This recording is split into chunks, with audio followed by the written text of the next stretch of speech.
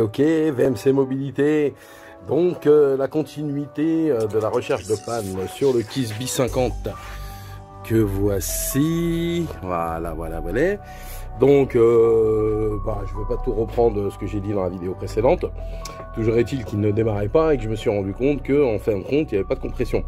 Donc la compression qui est absolument nécessaire pour pouvoir déclencher le cycle d'arrivée d'essence dans le carbu, puis dans la boîte à clapet, puis dans la chambre de combustion pour obtenir l'explosion et le démarrage, donc que le moteur tourne.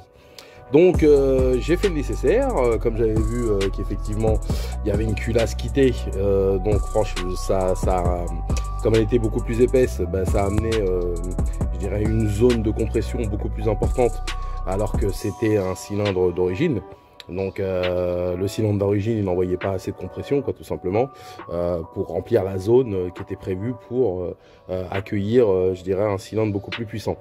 Donc comme j'ai dit dans la vidéo précédente, j'ai remis donc une culasse d'origine et un cylindre d'origine pour vérifier que la compression fonctionne. Et là donc j'ai rebranché mon compressiomètre. Et là, effectivement, on se retrouve avec 6,5, pas loin de 7, de barres de pression dans le moteur, ce qui est la norme moyenne en fait pour un 50 cm3 à froid, parce qu'à chaud et à froid évidemment ça change, mais là comme il ne démarre pas, évidemment c'est froid. Donc du coup, on devrait pouvoir être bon. Alors, en tout cas, il y a la compression, donc s'il y a la compression, normalement le reste devrait se déclencher sans problème, parce qu'au niveau de l'allumage, il n'y avait pas de souci, hein, il y avait une très belle étincelle. Donc je vais revérifier quand même l'allumage au cas où, mais je suis assez confiant. Pour montrer un petit peu le Kisby, à quoi il commence à ressembler, mais on va garder un peu de suspense pour la suite. Donc là, c'est juste que je viens de me rendre compte que j'ai un petit souci au niveau du frein arrière, à savoir que sur ces véhicules-là, c'est des tambours qui sont à l'arrière et non pas des disques. Donc moi je préfère les tambours pour l'arrière, moi je trouve ça très bien. Je sais pas pourquoi ils ont voulu absolument mettre des disques, bon sûrement pour uniformiser les modes de fabrication, comme ça ils se sont dit on met des disques pour tout le monde, ça coûte moins cher. Mais honnêtement les freins à tambour ça marche très bien, ça a marché sur les voitures pendant des années. Je me rappelle qu'à l'époque j'avais une 205 GTI 1,9 litre et c'était un frein à tambour à l'arrière, ça marchait très bien. Enfin bon, il n'y a pas de souci là-dessus. Donc comment ça fonctionne? Pour ceux qui ne connaissent pas, toujours pareil. Donc ici, vous avez un moyeu, ce qu'on appelle le moyeu. Donc à l'intérieur, vous avez une mâchoire en fait, sur le même principe que le correcteur de couple. En fait, c'est une mâchoire où il y a des ressorts dessus et quand vous tendez le câble, que je vais vous montrer tout de suite, les mâchoires elles s'écartent.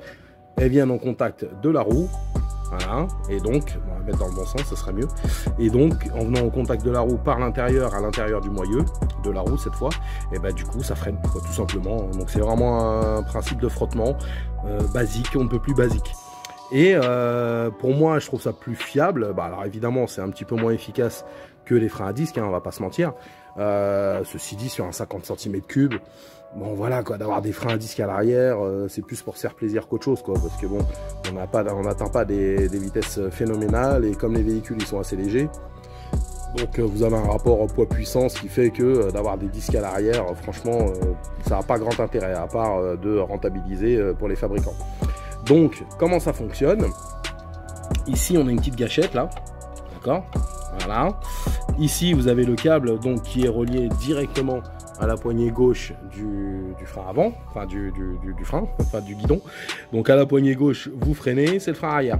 Donc ça c'est propre à tous les 50 cm3, à tous les scooters.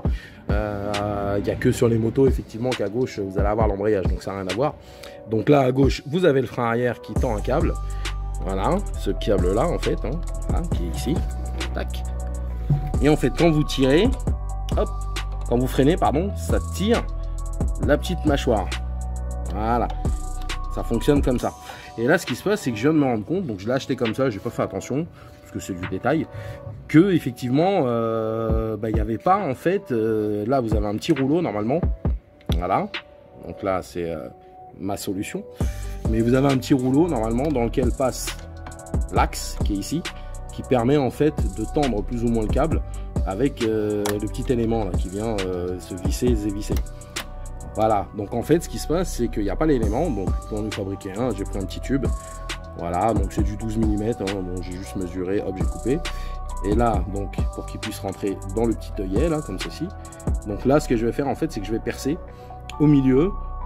Donc c'est du M6, ça, donc l'équivalent du 10 au niveau des clés, pour que ça puisse passer dedans, pour que à l'extérieur, donc ça traverse, en fait, et à l'extérieur, vous allez avoir donc le petit écrou, là, qui est ici.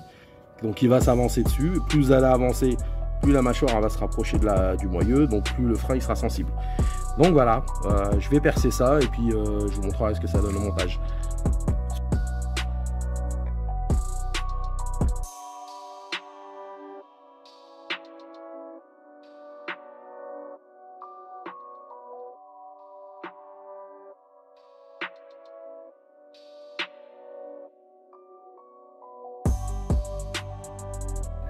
Donc voilà, je reprends tout ça parce que j'avais besoin de mes deux mains pour faire passer, je dirais, le câble dans le petit cylindre que j'ai fabriqué et le sortir du cylindre bloc.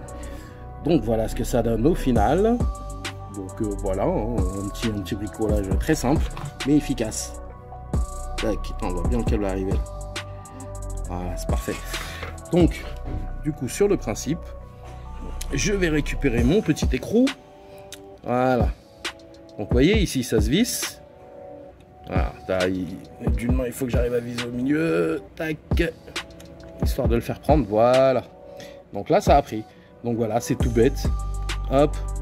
Là il y a une petite forme, je sais pas si vous voyez. Mais la petite forme en fait c'est un petit peu convexe. Donc voilà, c'est pour que la forme creuse en fait, elle rentre dans l'arrondi. Voilà, c'est-à-dire que tu choisis ton réglage. Et une fois que tu as choisi ton réglage, eh ben, tu le positionnes de cette façon-là pour pas que ça se dévisse, quoi, tout simplement. Donc voilà, donc là je vais pouvoir tendre un petit peu mon câble. Regardez un petit peu ce que ça donne déjà au niveau du freinage. Hop, d'une main, voilà, on va essayer de le faire avancer, voilà, comme ça. Tac. Ah, qu'est-ce que je ferais pas pour vous, hein. Je fais tout d'une main, d'un doigt, d'un machin. Oh, ok, donc là on arrive sur la poignée, on va voir ce que ça donne. Voilà, c'est mou là. Il n'y a rien. Donc on peut encore largement avancer. Tac. Le truc qui va être serré à bloc et la roue elle va pas avancer.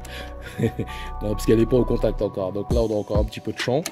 Tac. Ici. Voilà. Et voilà ce que ça donne. Ouais, je pense que c'est bon. Alors. Voilà, magnifique.